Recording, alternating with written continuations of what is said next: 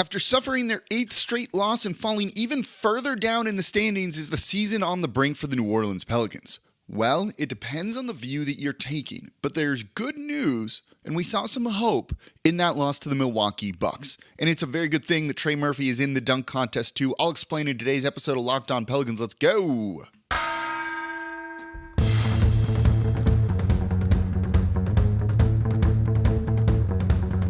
You are Locked On Pelicans, your daily New Orleans Pelicans podcast, part of the Locked On Podcast Network, your team every day. Welcome to another edition of Locked On Pelicans, the daily podcast covering your favorite team, the New Orleans Pelicans and NBA, part of the Locked On Podcast Network, your team every day, available wherever you get your podcasts and available on YouTube. I'm your host, Pelicans Insider, credential member of the media, Jake Madison, at NOLA Jake on Twitter. Here with y'all on this Monday, kicking off a week's worth of shows. We got a couple of different topics to talk about today. Is the season on the brink for New Orleans? You could say yes, you could say no. I'll give you my take on it. I want to look at that loss to the Milwaukee Bucks and what we saw from Kira Lewis Jr. And then Trey Murphy announced to be in the dunk contest. That is the rundown of today's show. Tomorrow, we'll look at some more trade targets. Maybe Caruso comes up in that one. I think he probably will. And of course, thank you for making Locked On Pelicans your first listen today and every day. We're here Monday through Friday for y'all, breaking down everything you want to know about this Pelicans team, the good, the bad. Where's the hope right now? How can they get off of this 8-game losing streak and get right back to where they want to be in the NBA standings? And today's episode is brought to you by PrizePicks. First-time users can receive a 100% instant deposit match up to $100 with promo code LOCKEDON. That's PrizePicks.com, promo code LOCKEDON. So let's get right into the kind of big topic of today's show. Is the season on the brink for New Orleans? If you go and look at the NBA standings right now, it doesn't paint a great picture for the Pelicans. They are now 8th. Though that's a little bit misleading, and I'll explain. 8th in the Western Conference currently. They were 1st earlier, then they were 2nd, then they were 3rd for a while, and now all of a sudden they're in the play-in tournament based off their record at 26-25. In their last 10 games, they are 1-9. They have lost 8 straight, and when you look at the next 2 against the Denver Nuggets and then the Dallas Mavericks, it's not particularly great. You know, when is the Pelicans' next win coming, particularly when you also then have to face the Lakers at home when you have LeBron James gunning for the all-time scoring title? And given that he just sat out a game, or will be sitting out a game, he's going to need to make up a little bit of ground, so you know he's going to go big against New Orleans. And the last thing you want to see is the Los Angeles Lakers. And speaking of the Lakers, the Pelicans right now are only up 3 games in the win column and 2 games in the loss column against them.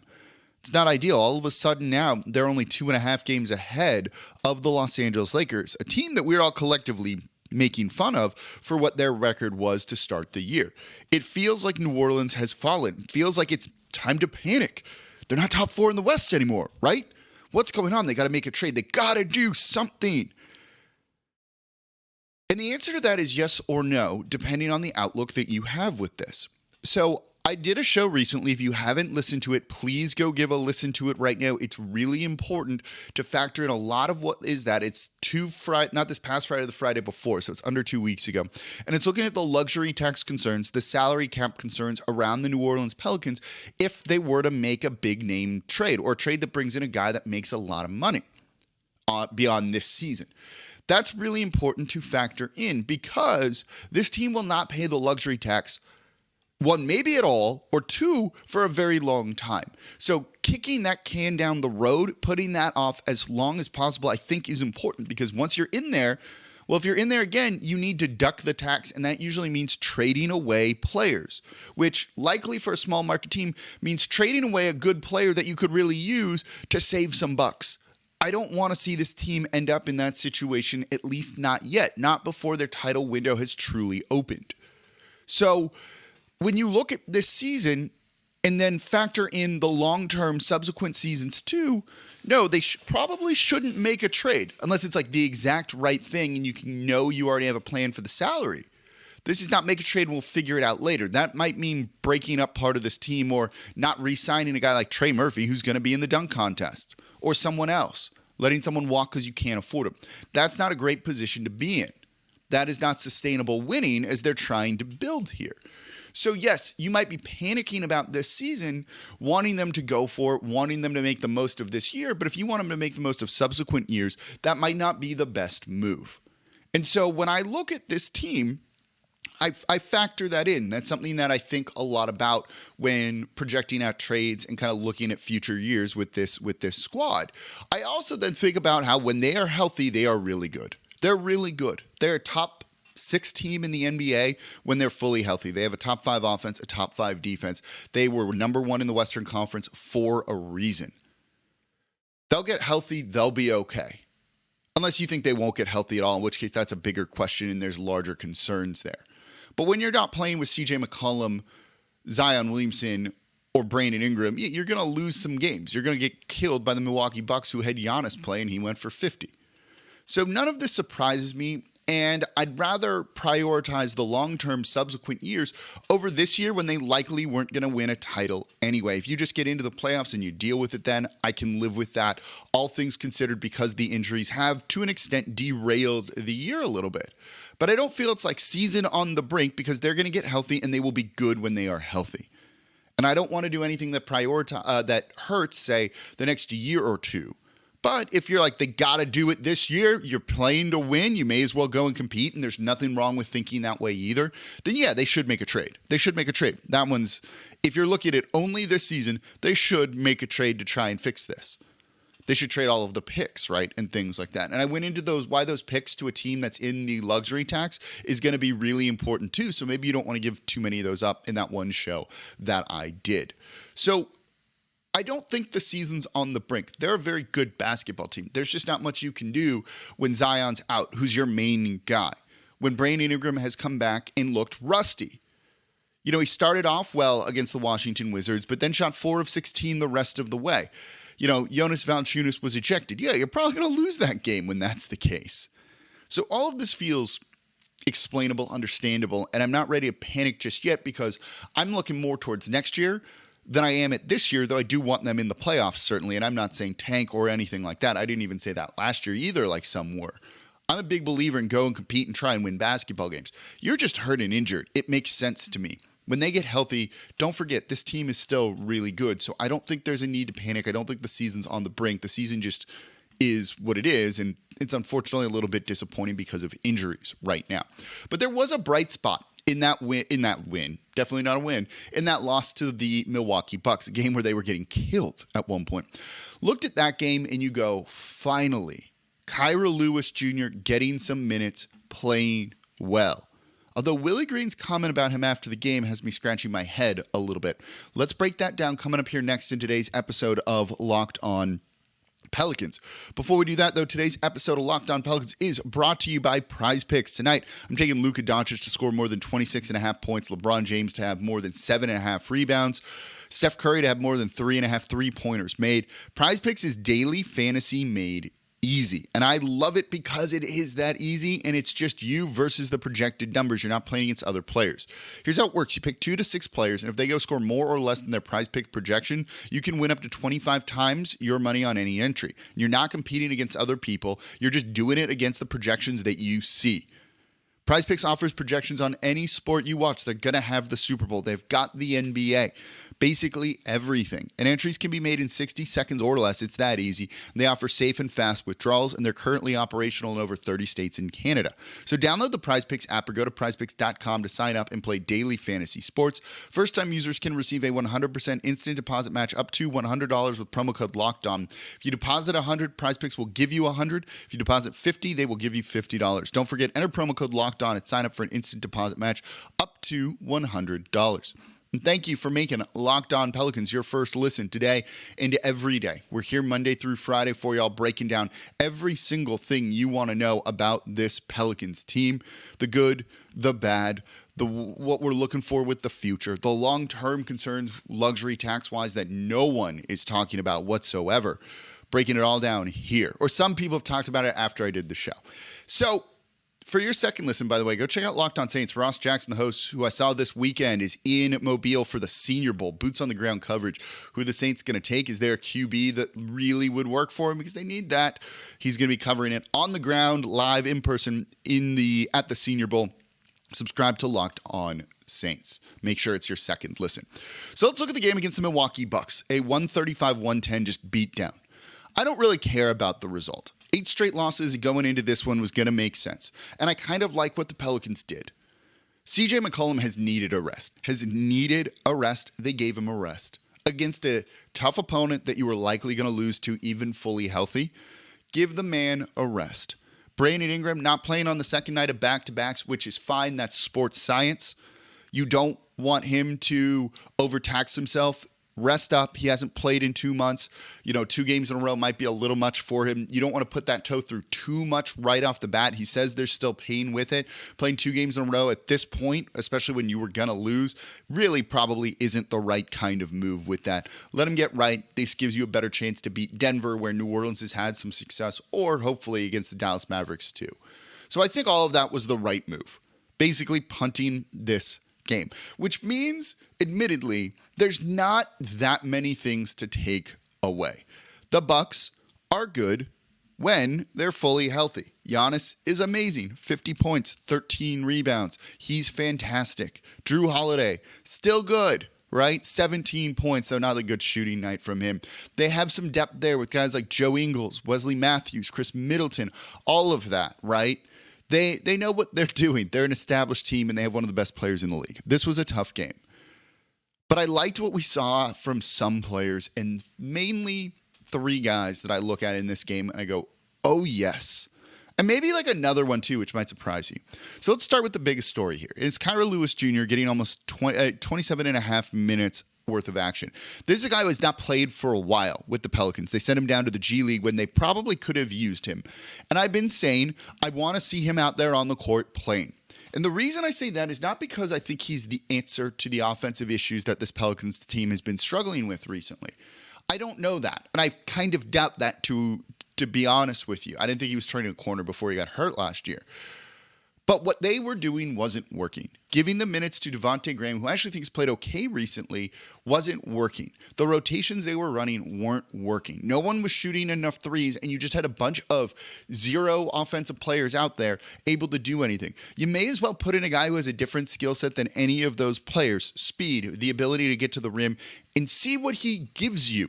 If you're going to be a crappy 3-point shooting team, and the Pelicans have been a crappy 3-point shooting team, if you're not going to get to the basket, why not just do something else? Someone with a discernible skill set that you can at least put in and see if he gives you anything. And guess what? He did against a Bucks team that's good defensively. Kira Lewis Jr. off the bench did really well. 15 points on the night, 6 rebounds, 3 assists, 0 turnovers. He made a 3. And he was also 7 of 11 overall. He was 6 of 8. On shots that weren't 3-pointers. Yes, put some pressure on the rim. If you're not going to make your threes, you may as well try and attack the rim and see if that happens. Or just keep shooting more threes, but the Pelicans weren't doing that either. They weren't taking a huge volume of them. Put someone else in and see what he gives you. And Kira Lewis Jr. absolutely delivered. For a team that just needs a spark of offense somewhere, it was almost coaching malpractice not to try Kira Lewis Jr. I don't know if maybe Willie Green doesn't like what he gets from him defensively. I'm not going to read into any defense in this game. But it was time, and he absolutely delivered. This game was more valuable for him than any minute he had in the G League. Than 10 games in the G League. This was more valuable to him. After the game, when asked if he's earned more minutes, Willie Green said that's something that we're going to look at. Maybe you don't want to blow his head up and be like, oh yeah, we're definitely going to give him more minutes, but I'm not going to swear. I almost did there. Don't not give him minutes. Play him more. It's not even that he's deserved it. It's just there's no other options on the team right now. And he probably has deserved it. Looking at this game, he should be playing more. It's that simple. See what it does. See what it does with Ingram out there, with CJ out there. Run Kira Lewis Jr. with those guys, with the second unit, and just give yourself a little bit more offense. Worst case is it doesn't work and you're in the same boat that you were in before. Trey Murphy in this one, we'll get more into him in the next segment. 16 points, 4 of 6 shooting. That's what you want to see from him. That's a good number. He should probably be taking 8+ threes per game right now. I'll take 6. I'll take making 4 of those. Absolutely. That's what you want to see from him. Take those shots. There was definitely some trepidation in him for a period of time when he was in a slump, but he saw those first two go in and really seemed like he got going from that and fed off of it. Want to see that from him. He's a good three-point shooter, keeps shooting threes, and now he gets to dunk, and we'll talk about that and why that's important for him as a player and for this team coming up in the next segment here too. Jose Alvarado, liked what you saw from him getting to the line. Again, you need a guy to be aggressive to attack the basket. He gave that to you. He doesn't always do that. Sometimes he wants to shoot threes, but he has that kind of aggressive streak to him. Getting to the line 8 times, that's important. 18 points, and he shot 4 of 12. That's a good performance. Made a couple of threes, which was 3 threes, 3 of 7, which is great. Get to the line, do more of that. That's a way that you might be able to get some offense with him in the starting lineup right there. And then also shout out to Devontae Graham, 2 of 4. He's been making his threes the past couple of games. That's a good thing for the most part, making his threes the past couple of games. That's a good thing because he's actually been decent defensively. So I liked what we saw from him. He was I said 3 guys. It was Kira Lewis Jr., Trey Murphy, Jose Alvarado, and then like half other guy was Devontae Graham. Other than that, been this game. Don't think about it. Move on to the next one. Kind of as simple as that. Like there's just, you're overmatched. No one, credit to the guys for going out and being pros and having to deal with all of that. So coming up next, let's look at Trey Murphy, who is going to be going to the NBA's dunk contest. That's really exciting. That's really fun. I'm looking forward to seeing him in there. Let's break that down coming up here next in today's episode of Locked On Pelicans. Before we do that, though, today's episode of Locked On Pelicans is brought to you by TurboTax. Go to TurboTax and don't do your taxes. What? Meet with an expert who's going to do them for you. TurboTax experts can relieve you from the stress of taxes and file for you so you can do not taxes. Show your eyes things that are not taxes. Unpack a moving box of not taxes. Taste not taxes. Sing not taxes a lullaby. Grab a saddle and ride not taxes into the sunset. With TurboTax, an expert will do your taxes from start to finish, ensuring your taxes are done right, guaranteed so you can relax. Feels good to be done with your taxes, doesn't it? Come to TurboTax and don't do your taxes. Visit TurboTax.com and learn more. Intuit TurboTax, full service products only, video meeting while expert does your taxes required. See guaranteed details at TurboTax.com/guarantees. And thank you for making Locked On Pelicans your first listen today and every day. We're here Monday through Friday, the only place coming to you like this, breaking down everything you want to know about this Pels team completely free. A little bit of hope there with Kira Lewis Jr., hoping we see more of him on Tuesday, Thursday, Saturday, the rest of the games for this Pelicans team. Yeah, exactly. All right. And we're going to be looking at trade targets in tomorrow's show. I'm tired. It's late. I watched that whole game so that y'all didn't have to. It's like the TurboTax ad, right? Listen to Locked On Pelicans so you don't have to watch some of these really rough Pelicans games right now. I might use that in the open of tomorrow's show here. Tomorrow, we'll look at Alex Caruso and some other trade targets too if the Pelicans do want to end up making a move or even a smaller move. And I really like the idea of Caruso. I'll break down his game and everything you need to know about a potential trade for him in tomorrow's episode of Locked On Pelicans. So we're going to wrap up today's show. Trey Murphy in the NBA's dunk contest. This is something he's really wanted. We've talked to him before games and everything, and this is something that's been on his mind that he really wanted. And also credit to the Pelicans and their PR staff for really reaching out to the NBA early on in this process and like making that interest known, trying their best to help Trey Murphy get in there. And credit to Trey for kind of showing he's more than just a three-point specialist, a three-point shooter, and throwing down some big dunks. I'll be honest, I thought early on when there was this kind of campaign behind the scenes from him, from the team to get him into the dunk contest, that Trey was maybe overthinking things in the game a little bit too much. There was like a 2-week period where he was just bricking dunk after dunk, right? He was trying to throw them down so hard that he was doing too much and missing the dunks when honestly a layup would have given you 2 points, and instead he had a missed dunk and a transition opportunity for the opponent. But then he kind of settled down and just got into the natural rhythm and has been very aggressive recently and has been attacking the basket, and it's led to those opportunities. Now, the Pelicans aren't great with lobs. They missed him on one in this game against the Bucks, but hopefully he doesn't have to have one of the Pelicans be a lob thrower to him. He should not get any Pelicans to throw him a lob at all during the dunk contest, but I have no doubt that he's going to have some pretty cool tricks up his sleeve for this. So despite, falling down in the standings, the Pelicans are well represented just so far at the All-Star break, at the All-Star game. Zion's penciled in as a starter. We'll see if he actually plays. Trey Murphy in the dunk contest. Getting that kind of representation tells you people pay attention to this team. That's what you wanted, right? You want people to know that this Pelicans team is good. Everyone thinks they're really, really good when they are healthy.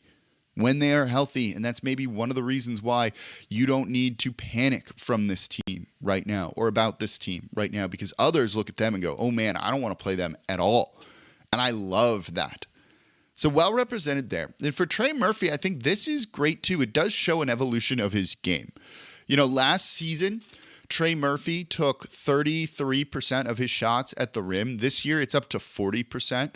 I like that. You want shots at the rim. You want three-pointers too. That I think has been great, that he's added more to his game, that kind of attacking closeouts that are bad. Instead of pulling up and shooting the three, puts the ball in the court, drives to the basket, tries to throw it down. Been much more of a scoring threat that way for the Pelicans. You like to see that from him. He's getting to the free throw line a little bit more than he did last year. You like that number going up as well. So when you see all that he's doing, it shows growth in his game, and this gives him another opportunity to really showcase his talents. And when you have a guy in there doing this sort of thing, it kind of puts like a target on his back a little bit in games, right? You can't ignore, hopefully, the dunk contest champion or a dunk contest participant, unless, it's a guy who plays in the G League. So this is something that maybe pays dividends too, and this might be a bit of a reach as well. But this is something that could pay dividends too when Zion and everyone's healthy. When you put Trey out there, they're going to know who the hell that guy is. He was in the dunk contest. Maybe he won the dunk contest. That would be super cool. Having that guy out there makes it feel like he's more of a threat, more kind of on the opponent's radars if he's not already. And that's going to open things up for Zion, BI, CJ, which is what we ultimately want to see. Everything works around those three, particularly around Zion. Trey getting in there, just a nice little bit of recognition, gives us more of a reason to tune into All-Star Weekend, All-Star Break. It's going to be a lot of fun. Shows the Pels are a team that people realize are good, pay attention to, want to give kind of that credit to. And I like that it shows that Trey has grown his game too, and I hope he continues to do so even more, because he's a key part for the Pelicans going forward with that long-term kind of outlook that I've been talking a lot about recently. So let me know down below. Are you panicking? Do you think the season's on the brink? Let me know in the comments down below on YouTube. Best way you can support the channel is by commenting. And as always, I'm your host, Jake Madison, at NOLA Jake on Twitter. And I'm back with y'all tomorrow to look at some more trade targets.